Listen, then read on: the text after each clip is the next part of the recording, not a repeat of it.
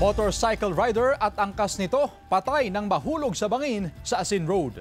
Yan at iba pang balita sa pagtutok ni Glam Calicdan Dizon.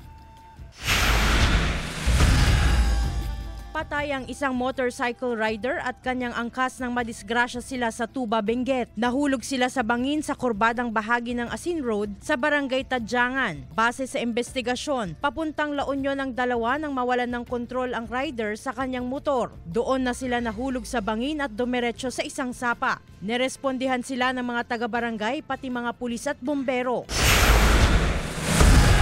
Humambalang naman sa gitna ng Maharlika Highway ang isang trailer truck sa Barangay Poblacion, Santa Fe, Nueva Vizcaya kahapon. Ayon sa investigasyon ng PNP, nawalan ng preno ang truck sa pakurbang kalsada kaya tumagilid ito. Isinugod sa paggamutan ng sugatang driver ng truck at pahinante nito. Binawian naman ng buhay ang isang babaeng nakisakay lang umano sa kanila matapos madaganan ng mga plywood na sakay ng truck. Nag-abiso naman ang PNP Santa Fe sa mga bibiyahe ngayong bisperas ng Undas na mag-ingat upang makaiwas sa aksidente. Pinapayuhan din ang mga magtutungo sa mga probinsya at sa Maynila na gumamit ng mga alternatibong ruta para makaiwas sa mabigat na daloy ng trapiko. I-check natin lagi yung sasakyan natin dahil sa dami ng sasakyan ngayon na pauwi at papunta sa Manila. May isa pang daanan, yung Maliko, Pangasinan. Pwede rin tayong dumaan doon para hindi tayo masyadong matraffic. At mag-ingat lagi tayo lalo ngayon at holiday season.